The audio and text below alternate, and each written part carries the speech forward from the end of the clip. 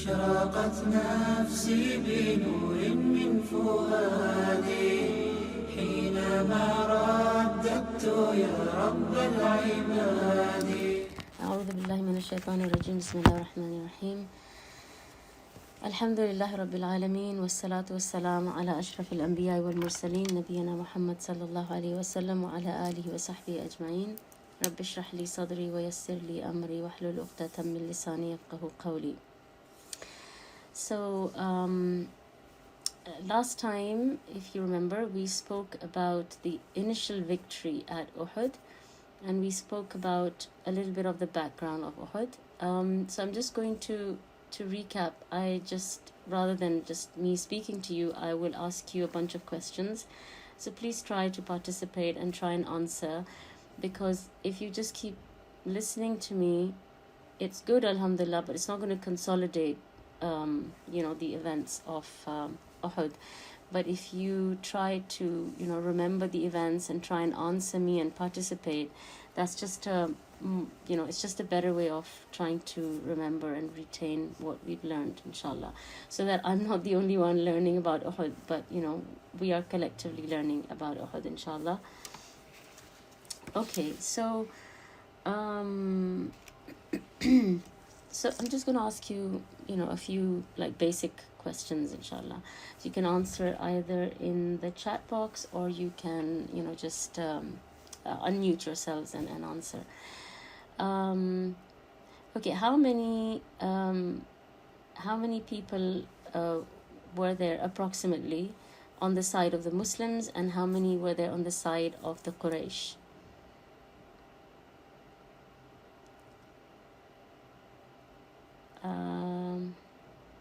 Okay, so somebody has answered, I think privately, and they said, ladies, try and keep your answers open to everyone so that everyone can see. So somebody said 1,000 Muslims and 3,000 Quraysh. So 3,000 Quraysh, approximately 3,000 or 3,000 plus Quraysh is correct. The Muslims were 1,000. What happens to them? Why do they end up becoming less than 1,000?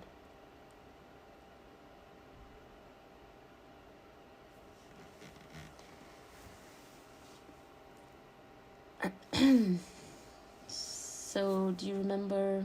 Abdullah bin Ubay, he withdrew 300 of them. Yes, the excellent. Hypocrites. Yes, that's right. So the hypocrites withdraw, and that decreases and drops the number of the Muslims from about 1,000 to about 700. So it is a bit of a blow and a bit of a loss, but the Prophet ﷺ, he uses some very clever military genius. Does anybody know what that is? If you remember, I used the map last time and I showed you something.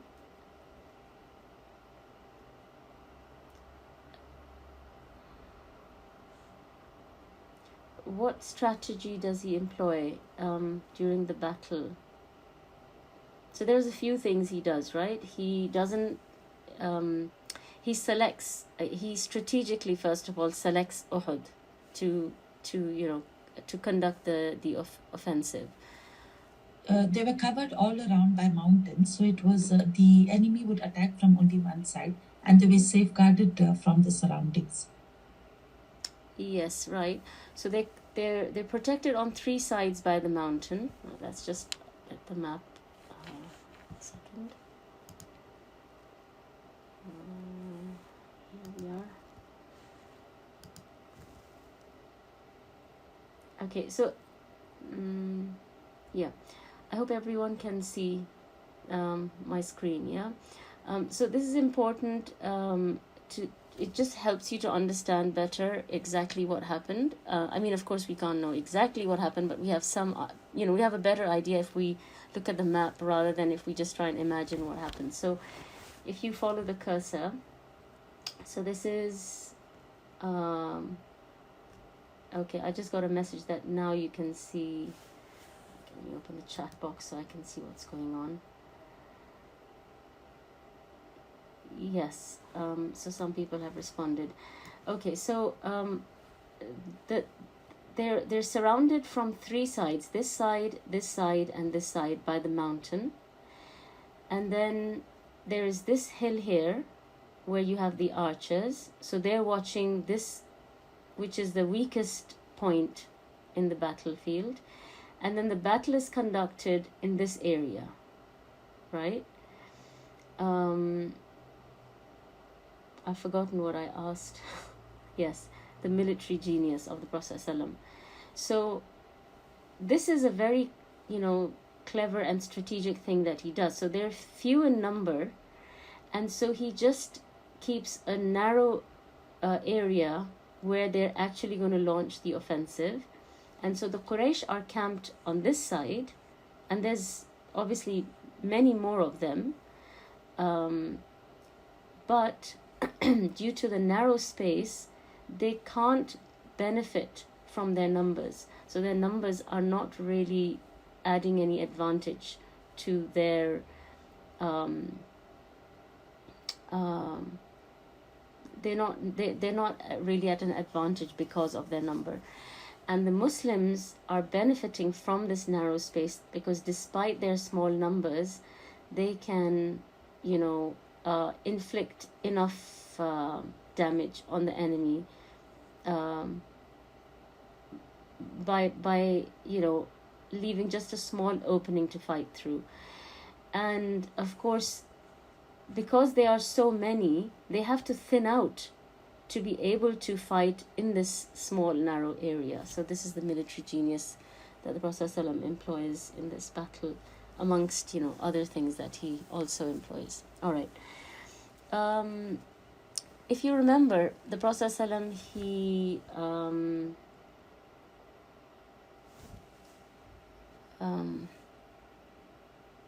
okay. I'm just looking at your answers again. All of you are in the right direction. Alhamdulillah. All right. If you remember the Prophet ﷺ, he starts removing some people from the ranks. And I think he removes about 12 to 15 people who are trying to participate in the battle, but he removes them. Do you remember any of their names or their ages? Anyone? Even one or two names will do. Zayd bin Sabit. Mm-hmm. And Zayd bin Arqam. Mm. Usama. These are 11 years, I think. Yes. And Usama bin Zayd, yes. And Zayd bin Sabit and Zayd bin Arqam. Yes, and somebody's given their ages as well. So some of them were 11 or 12, and so the Prophet ﷺ, asked them to leave. There were two 14-year-olds. Does anybody remember their names?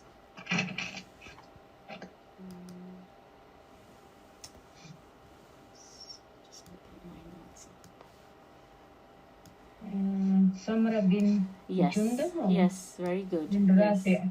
Yes, Rafi and Samura bin Jundub. Excellent. So they were... one of them was strong, physically strong, and the other one was a very good archer, right?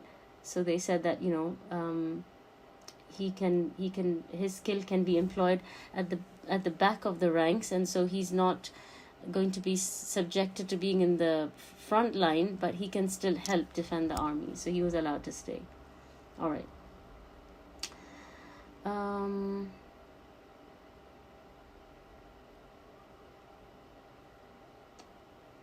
Okay. Does anyone remember... so I'm just looking at these names one more time. Yes, you were right, Shawana. Zayd bin Arqam was also one of them. And as we said, Usama bin Zayd, Zayd bin Thabit, Abdullah bin Umar, I thought you guys would remember, but okay. Sorry, it's really difficult to try and keep an eye on everything, including this chat box, which I keep sort of missing. All right. Okay, the next question I wanted to ask you, I'm going to get my notes back up, is So there were 3 flanks on the side of the Quraysh. Now this is important, and that's why I need you to remember some of these facts. Does anybody remember who was at the head of each of these 3 flanks? So there's a main, you could say, Amir of the, at the of the battle, and then you have the right flank and the left flank. Does anyone remember? It is divided into 2, Ansar and Muhajirun. No, on the side, on the side of the Quraysh. Oh, okay, on the side of Quraysh.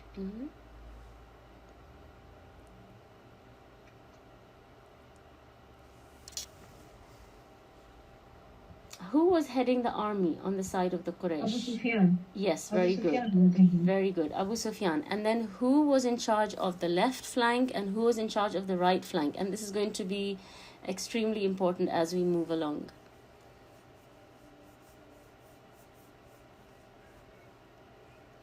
I was not Abu Lahab. Somebody's responding. Left flank was Ikrimah and right flank was Khalid ibn Walid. Excellent. Very good. Yes. Ikrimah ibn Abu Jahl on the left and Khalid bin Walid on the right. Now let me tell you why this is important.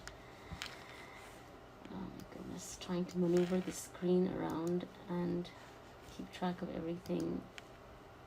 It's just a bit confusing sometimes. Okay. I hope you can see the screen.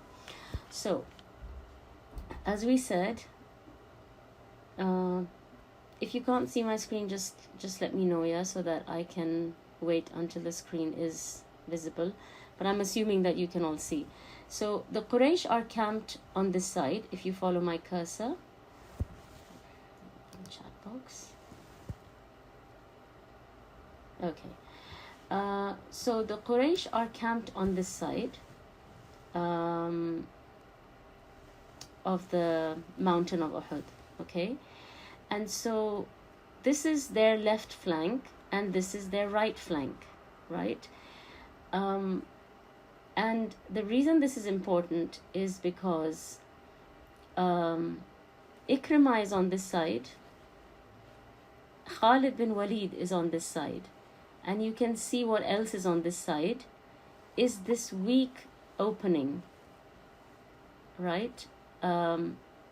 That is being protected and managed just by the archers on this little hill here, right? And so you can see why Khalid bin Walid, who is in charge of the right flank, is the one who notices, as he is also retreating, as we will cover, a little later, he notices that the number of people who were safeguarding this area have gone down. And then he does something really strategic, which we will come to later. But that's why it's important to remember that Khalid bin Walid was on the right and Ikrimah was on the left. And of course Abu Sufyan was in charge of the entire thing. Okay, so going back to some more questions. Okay, so we also talked about a story last time in which the Prophet ﷺ, he offered his sword. Does anybody remember who accepted the sword?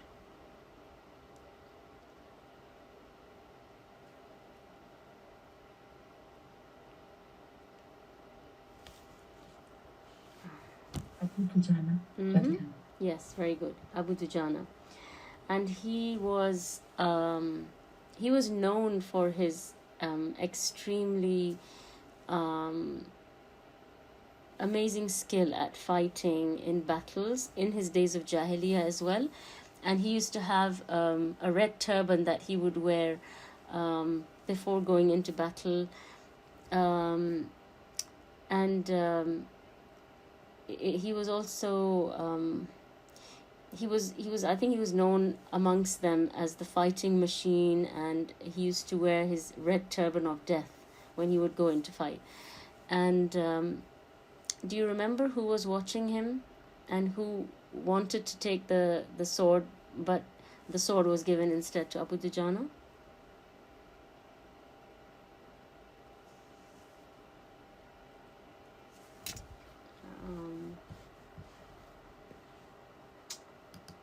Anyone? So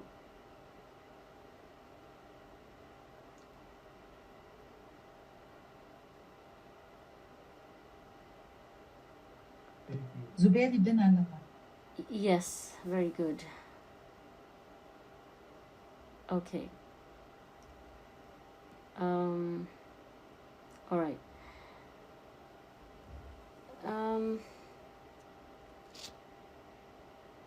Okay, the Quraysh, they employed two tactics to divide the Muslims. Does anyone remember what those two tactics were? This is before the battle starts, before the battle commences.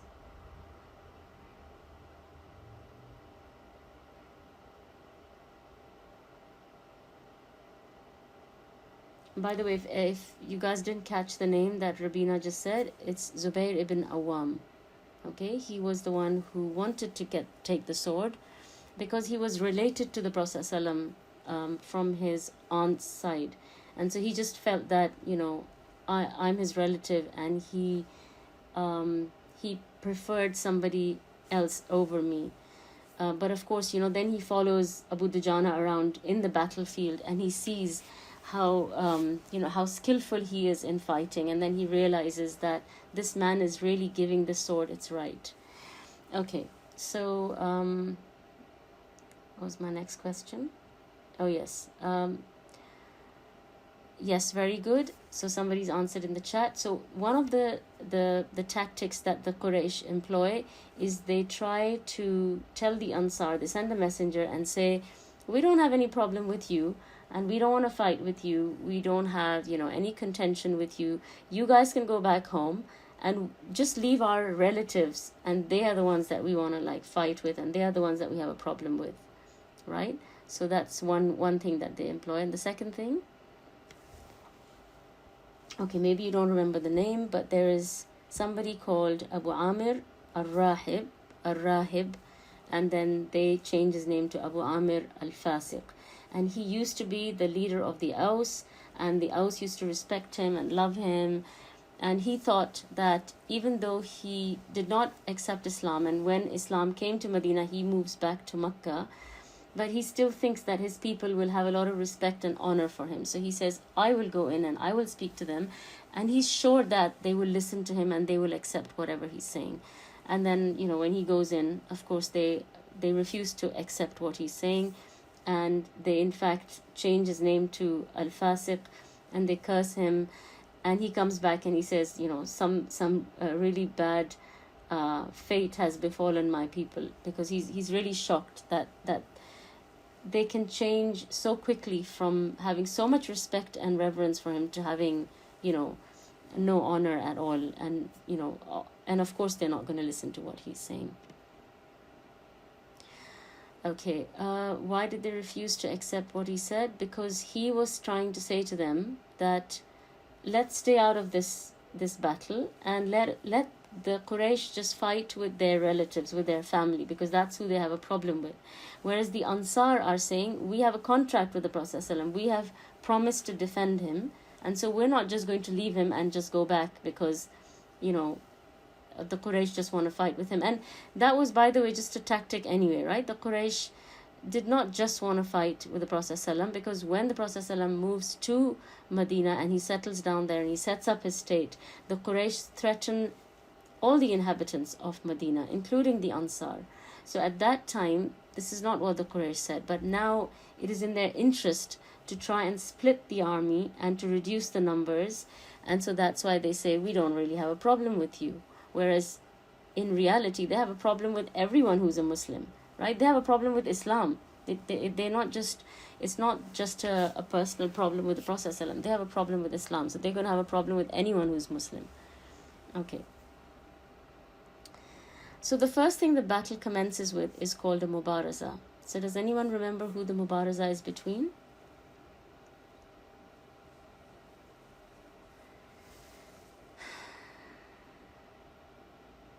Which is like a one-on-one combat. How does that? Talha and Ali radiallahu. Yes, very good. Talha ibn Talha is the name of the Quraysh, and he is from a tribe called Bani Abduddar. And the person who comes out to fight with him is Ali radiallahu anhu, and he immediately takes off his legs, right? And he drops to the floor, and eventually he dies from his wounds. What is important about this tribe that he is from, Bani Abduddar? I think I did mention it last time.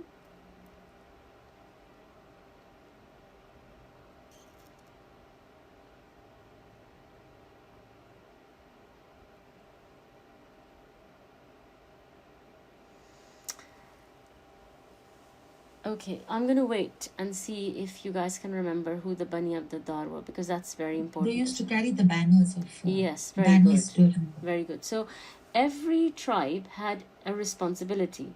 So some of them were responsible for providing food for the Hujjaj. Some of them were responsible for providing drink or water for the Hujjaj. Some of them were responsible for the keys of the Kaaba. And so the Bani Abduddar were responsible for keeping up the banner during battle. And this is actually a very important responsibility, because as long as the banner is up, it indicates that, you know, things are good, and you know, the opponent is doing really well, right? Because if you think about it, the person who's holding the banner, he's really the main person who is drawing attention towards himself, right? Because he's holding this big thing in his hand. So that's one disadvantage, that he's attracting a lot of attention to himself, because he's like saying, you know, here I am. The second disadvantage is that he has one hand occupied, and so he's at a disadvantage when it comes to fighting. So when someone comes to attack him or to fight with him, he only has the ability to fight with the hand that's remaining. And so obviously his defense is not going to be as good as, you know, someone who has both hands to fight with. So in the Battle of Badr, it's the banner that falls first, and then everybody flees, because when the banner falls and it's never picked up again, that indicates that, you know, that the enemy has been defeated. So if you remember this point, we will come back to it, inshallah, when we talk about the Bani Abduddar in Uhud. Okay. And last question, and then we'll move on to something new. What indicated to the Muslims that this battle was done, and that they had actually achieved initial victory? There was something specific I mentioned last time. There are a couple of things I will tell you today as well, but there was something I mentioned last time, or at least I think I did.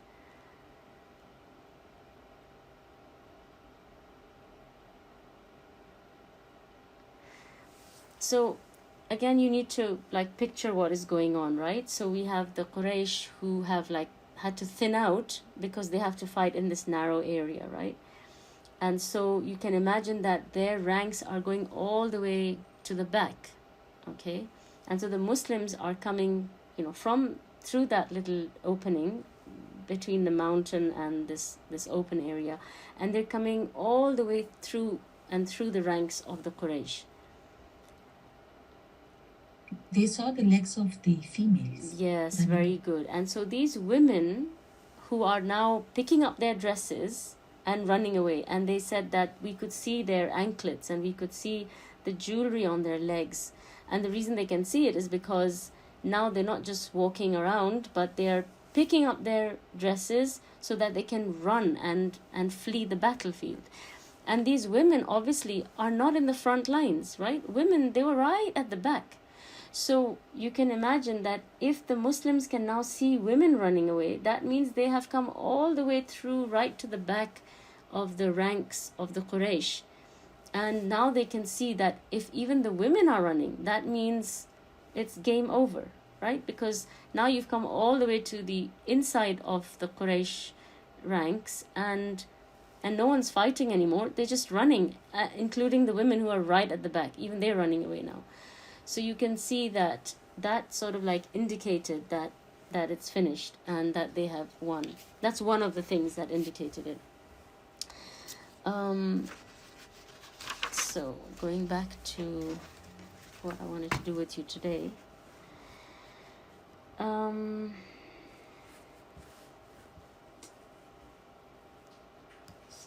Yes.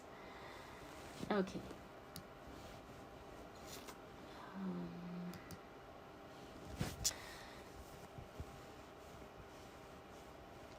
So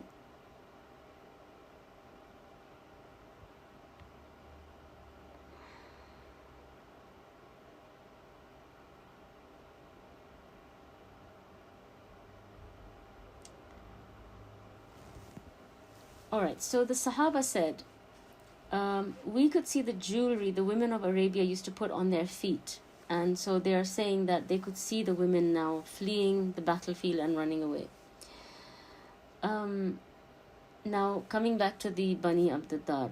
At the time of Badr, like I said, the banner had fallen, and Abu Sufyan is now trying to hype up the Bani Abd-Dar and trying to motivate them to make sure that this banner stays up this time, not what happened at the time of Badr. And the way he motivates them is by almost by using sarcasm and by taunting them about their failure at Badr. So he says to the Bani Abd-Dar, you were in charge of our banner at the Battle of Badr, and you saw what happened to us. Men will only fight for their flags. If once they are lost, they withdraw. Either take care of our banner for us or give it to us and we will relieve you of it. So he's basically saying that, which is obviously not entirely true, but he's saying that the reason we lost at Badr is because you dropped the banner.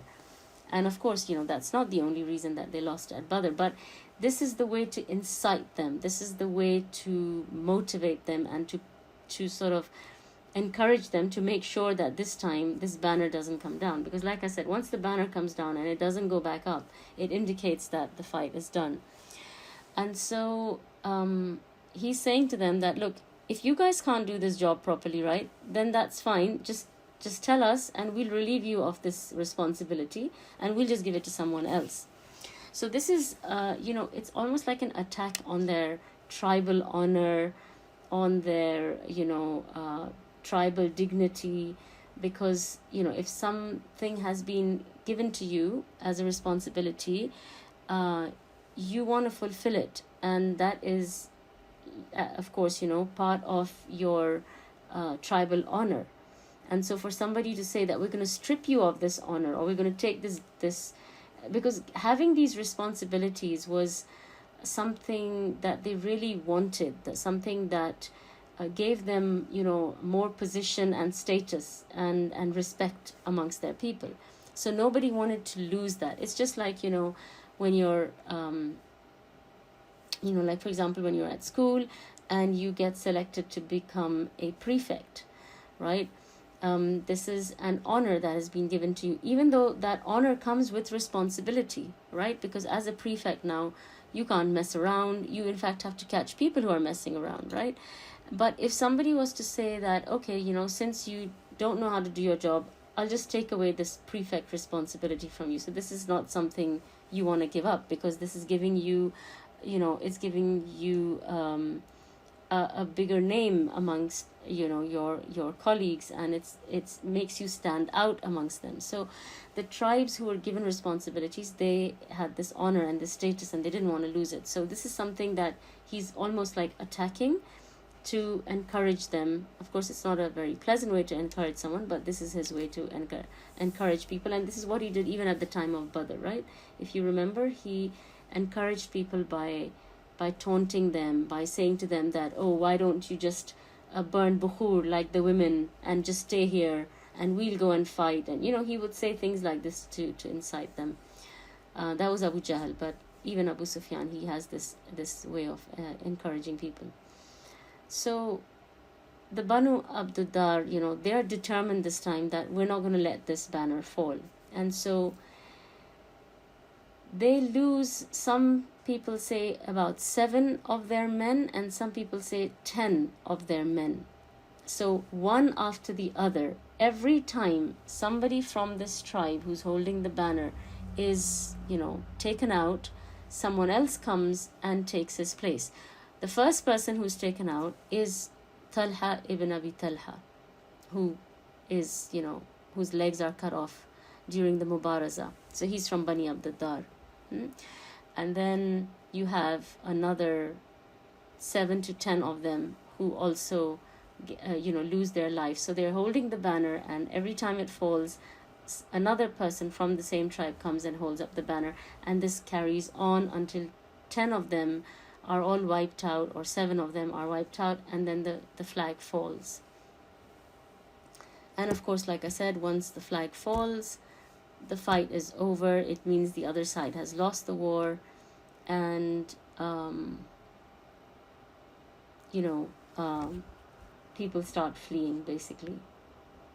Okay.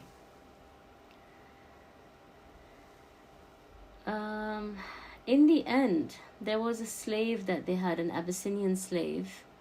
I think his name was, not sure if his name was Aswad or something like that.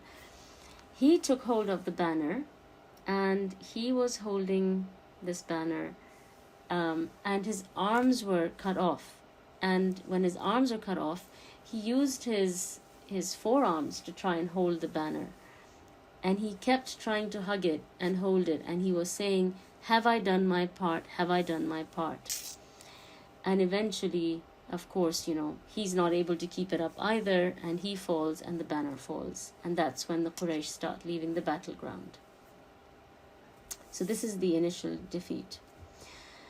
And Allah subhanahu wa ta'ala says in the Quran, in Surah Al-Imran, أعوذ بالله من الشيطان الرجيم, وَلَقَدْ صَدَقَكُمُ اللَّهُ وَعْدَهُ إِذْ تَحُسُّونَهُمْ بِإِذْنِهِ. And Allah had certainly fulfilled His promise to you when you were killing the enemy by His permission. So here, even Allah subhanahu wa ta'ala in the Quran is, you could say, acknowledging or endorsing their victory, right? Because Allah is saying that He's fulfilled His promise to you, and you are killing the enemy by His permission. So even Allah is confirming that the Muslims had initially won.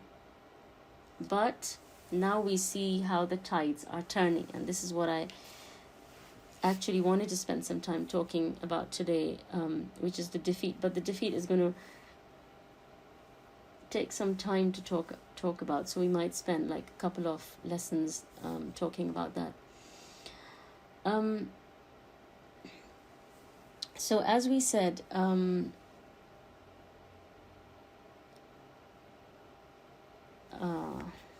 just a second. Yeah. The weakest point, let me open the map again. Sorry, a second. Okay.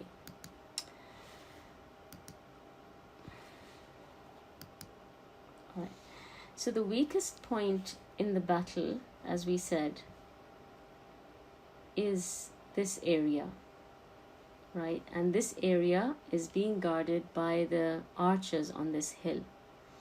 And now as the people are fleeing and they are running away and they're leaving the battle, of course the archers can see that the rest of the cavalry and the soldiers and fighters, they are all now coming here to this area where the Quraysh were camping, and they are collecting booty, right? So they are just, the most precious thing that they would get in these times was weapons, because weapons were not made locally and they would come from outside, and they were very expensive and they were very precious.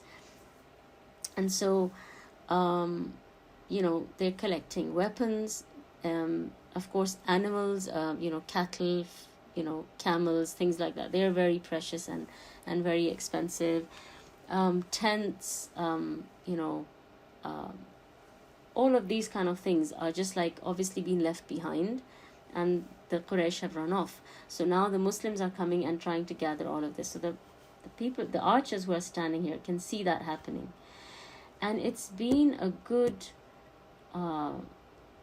you could say over half an hour, where there's no fighting happening anymore, and there's just this collection of booty that's taking place.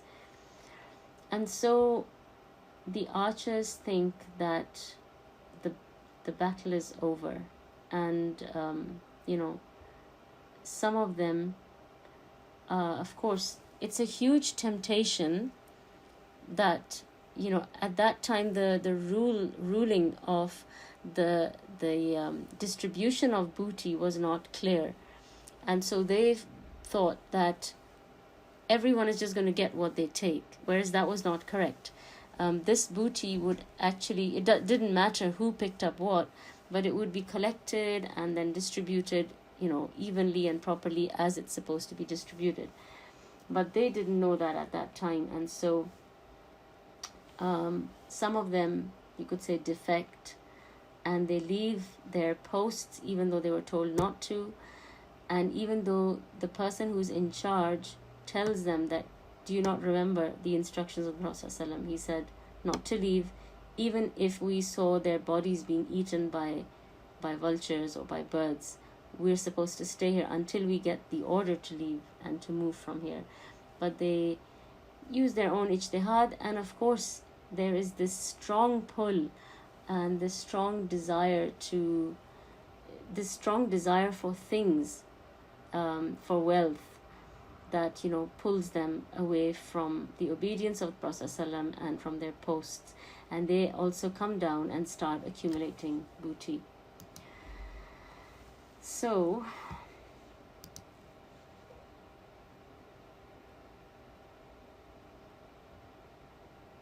their Amir, who is Abdullah bin Jubair, he says, don't you remember the instructions of Rasulullah sallallahu alaihi wasallam that we shouldn't come down until he tells us so? They said the battle is over, because they can see that most of the people have run away, and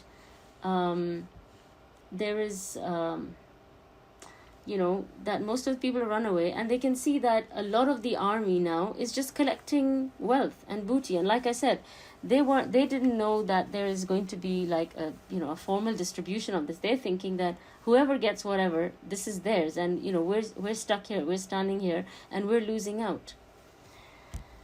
And so out of the 50 archers, 40 of them disobeyed the Prophet ﷺ or his instructions, and they left their post. And that's, you could say, 80% of the defense on that little hill, right? And so now there's only 10 archers left standing there. Now, Khalid bin Walid, who was the head of cavalry of the Quraysh, and he was in the right flank, as we said, he detects and notices as he's retreating, but he's not retreating in a cowardly manner, so he keeps turning around to see what is going on. And as he's retreating, he notices that a lot of the defense on this hill is not there anymore, and it's just a small handful of people left there now. And so he takes advantage of that moment, and he outflanks the Muslim army. And of course the Muslims are taken completely by surprise. This is completely unexpected, because it's been just under an hour now and there has been no fighting. So a lot of the Muslims have put down their weapons and they think the fighting is finished. That's why they're collecting the booty, right? They have no inkling whatsoever that this fight can erupt again. And so, going back to the map so that you can see how he does this and how he approaches this. So, he's on the right flank, like we said, right? And he notices that this hill is now almost abandoned. I'm just trying to figure out how to zoom in a little bit more. Yeah. And so what he does is um, he there is, you could say, like they had sort of like a water canal or like a ditch on this side of the hill. And so he calls back some of his men who are retreating, and they all climb down into this ditch area. So because they are sort of at a lower level, they're able to conceal their presence from the archers who are standing on this hill. And when there are enough of them who have collected themselves in this, what is this thing called? It used to be outside castles as well. They're called, this was like part of the protection of castles. They would have these outside moat. It's called a moat, right? Or am I off? Anyway, so it's there's some sort of a moat here, and so they're like hiding in that moat.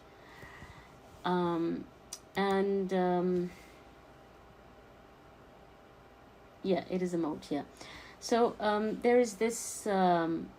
They're sort of like hiding in this moat, and then when there's enough of them that have accumulated or collected here, then they surprise attack the archers on this hill. And now, because there's only 10 of them anyway, there's like very few of them, it's easy for Khalid and his cavalry to attack them and kill all 10 of them. So all of them are killed and martyred.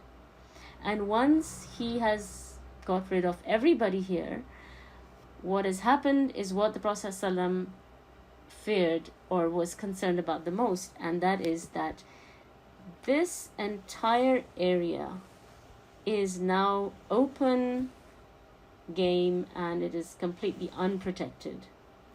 And so I have read in some of the books of Seerah that they say that Khalid ibn Walid, he went around the mountain of Uhud, and I can't see it right now, it's so big, but you can see that going around the mountain of Uhud. Let me just zoom out. Okay,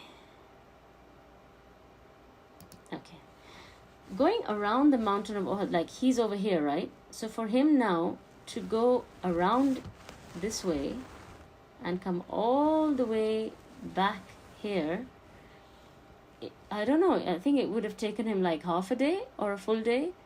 So it doesn't seem like he would have done that, even though they say that he came around the mountain of Uhud.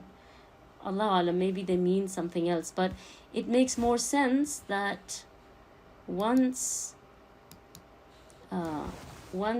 the archers are down and this area is unprotected, and he is just on this side right over here, and he just takes advantage. He's come into the moat anyway, and he just goes through this opening, and this is where the Muslims are camped. This is where the Prophet ﷺ is, right on the inside, and he just starts attacking them here. And what they do is, you can see they literally form a split between the Muslim ranks.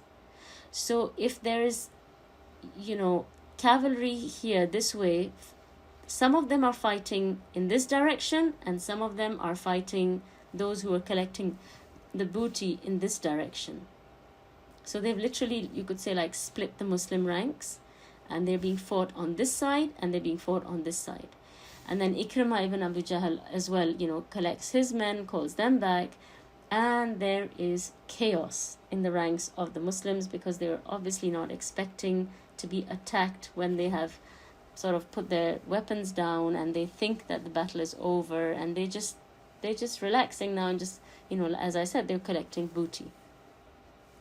So if you can just sort of like understand that he comes through here, he sort of makes a split and fights the Muslims in this direction and the Muslims in this direction, and the Muslims are now split, and there is no way for them to get out of this, because they have literally been surrounded now, right? There's Quraysh all across here. So these, whoever was in this area is trapped, basically, and whoever is here is trying to fight their way back, but it's not easy because there's one, because of the surprise element, and two, because their numbers were few anyway. Okay, so coming back, and it's at this time that the ranks become extremely disorganized, and it is at this time that the Muslims are defeated and the majority of them are killed at this time, when Khalid bin Walid, does this U-turn and comes back to attack them.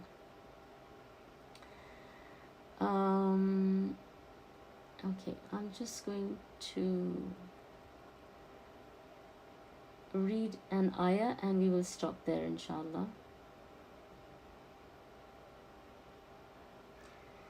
So Allah subhanahu wa ta'ala says,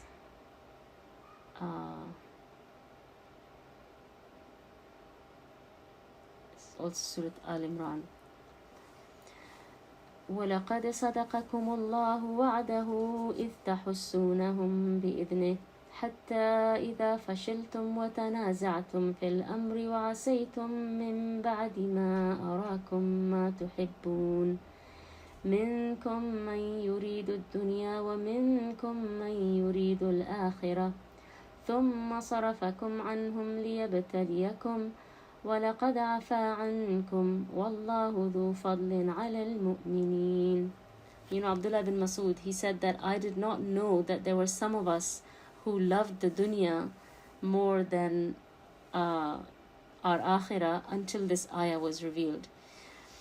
And Allah had certainly fulfilled His promise to you when you were killing the enemy by His permission, until the time when you lost courage and fell to disputing about the order given by the Prophet ﷺ. So they're disputing about whether they should stay on the hill or they should come off. And among you are some who desire the hereafter. Among you are some who desire this world, and among you are some who desire the hereafter. And this is really, it's very profound that, the Sahaba, they're human beings. They have desires. They love the dunya. They love things. They love wealth. And, this was something that they trained themselves to have the right approach towards. And of course, they had the tarbiyah from the Prophet ﷺ, so that is the best tarbiyah that they could have. But this is something, it's something that we should think about, because we tend to think that, the Sahaba, they're just thinking about the akhirah all the time and they're just amazing. They are amazing, but I'm saying they're also human beings, and these are things that they have had to work towards, right? These are things that didn't just naturally happen. There were Sahaba who drank, there were Sahaba who committed zina, there were Sahaba who disobeyed the commands of the Prophet ﷺ while he was still amongst them. And so, as a human being, some of these stories, they actually help you because they add that human element even to the Sahaba, and so they help you to be a bit easy on yourself. So when you mess up, you turn back to Allah. And we've talked about this before, right? That we weren't created to be perfect. That's not how we were created. We were created to make mistakes and to turn back to Allah. And Allah loves it when we turn back to Him. And so we should not have this misunderstanding that we have to be perfect. We have to try to work towards perfection, but we have to remember, and Allah has already, said that in, like, for example, in the hadith that we were covering, that we sin day and night. And, that this is something that we are created in this way.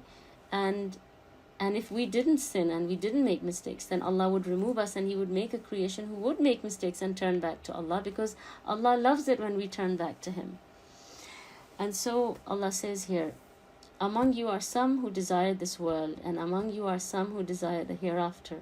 Then He turned you back from them that he might test you. And he has already forgiven you, and Allah is the possessor of bounty for the believers.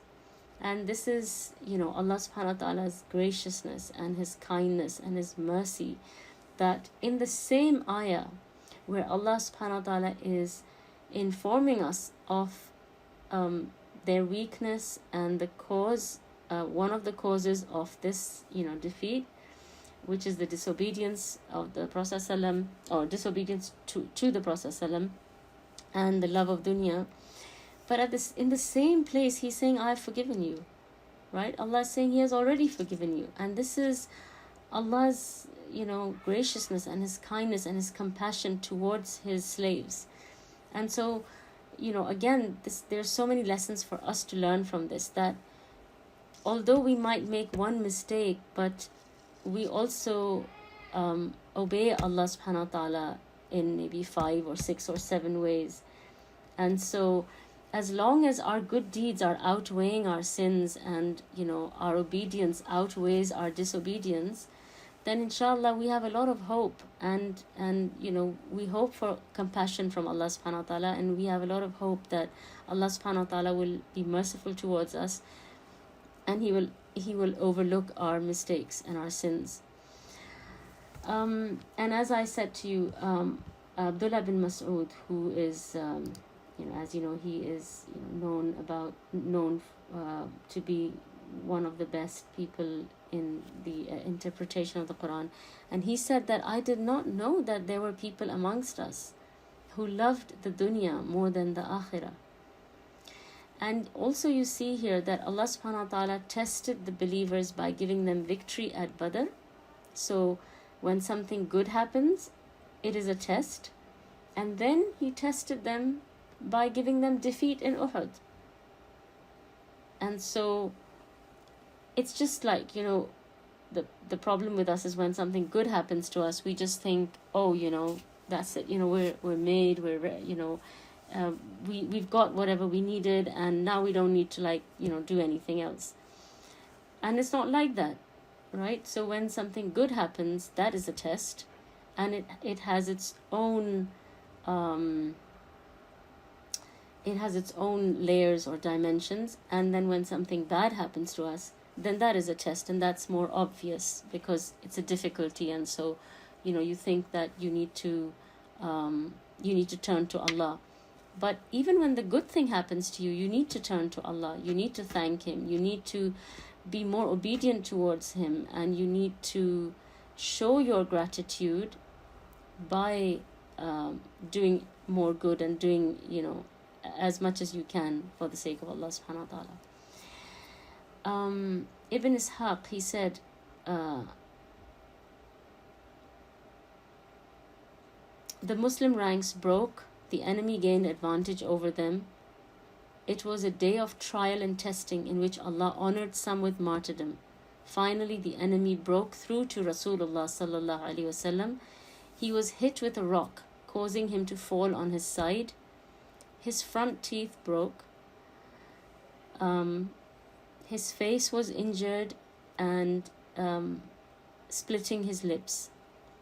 The Prophet ﷺ was severely injured in Uhud, and there are 2 names of 2 of the people who are responsible for these injuries.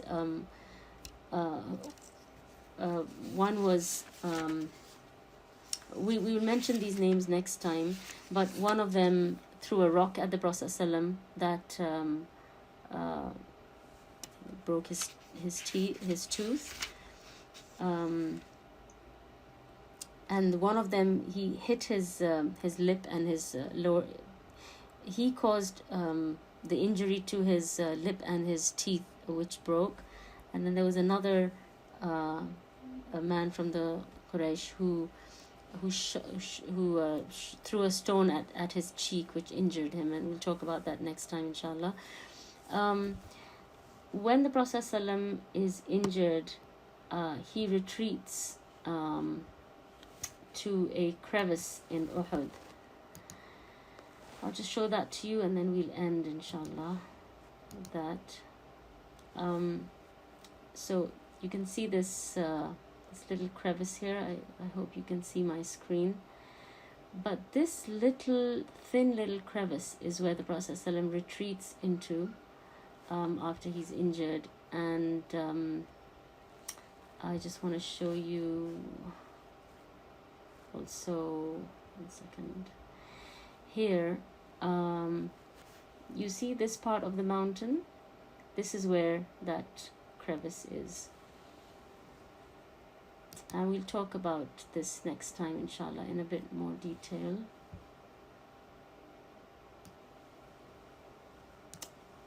But as I said to you, the Prophet ﷺ, he was camped on this side, and when they start coming, this crevice is somewhere on this side of the mountain, and that's where he retreats.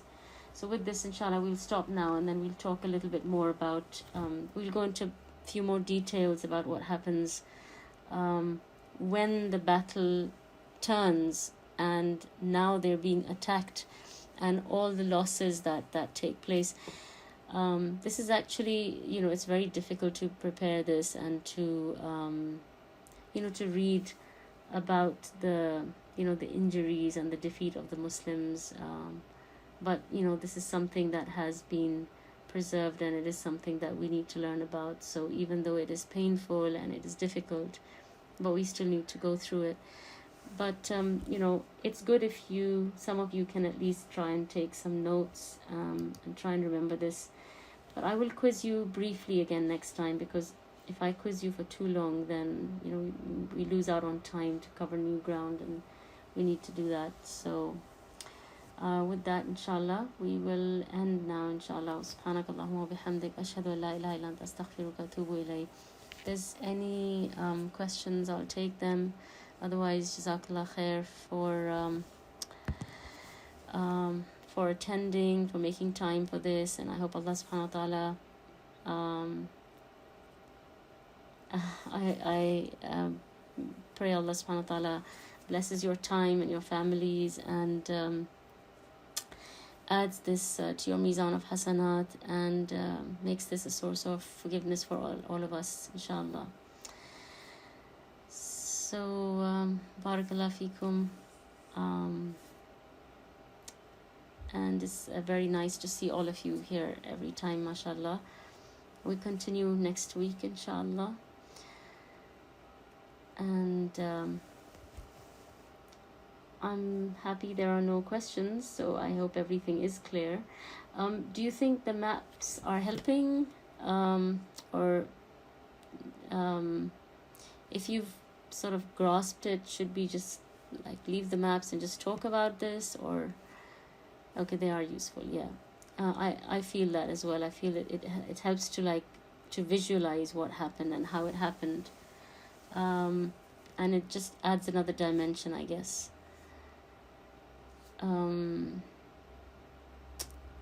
Okay, so is there anything that anyone wants to share about Uhud that you know, or that you've been reflecting on, or if there's anything like that, then since we don't have any questions, we're happy to hear from everyone.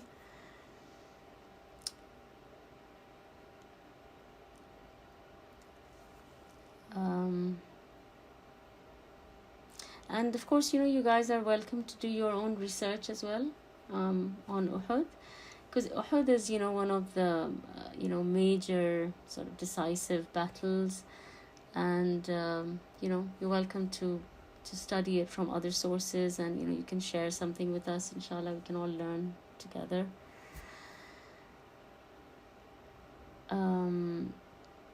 Okay, so somebody shared something really useful, but they shared it privately, so I'll share it with everyone. That one of the lessons that they feel they took from this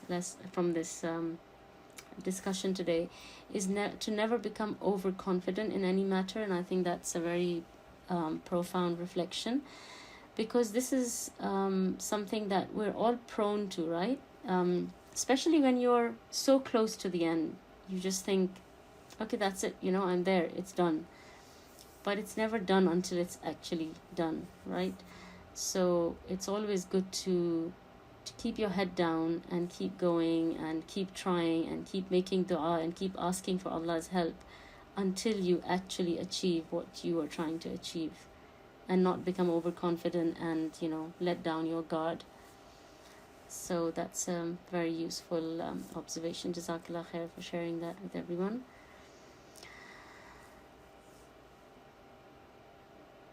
Yes, that's right. It is like our life, and we do need to work hard until the end. So sometimes we become complacent and we think, oh, I'm doing everything, alhamdulillah, you know, I don't need to worry, I don't need to keep, you know, persevering or working hard. And of course, you know, we do need a lot of effort needs to be put in right all the way up to our end, right? So that's a very good analogy as well, mashallah. So Jazakallahu Khairan for, you know, sharing your thoughts with us, and I'll end the meeting now. I'll see you all next week, inshallah. Jazakallah khair again for attending. Assalamu alaikum wa rahmatullahi wa barakatuh. Subhanakallahumma wa bihamdik ashhadu an la ilaha illa anta astaghfiruka wa atubu ilayk. Assalamu alaikum wa rahmatullahi wa barakatuh. وآخر دعواهم أن الحمد لله رب العالمين.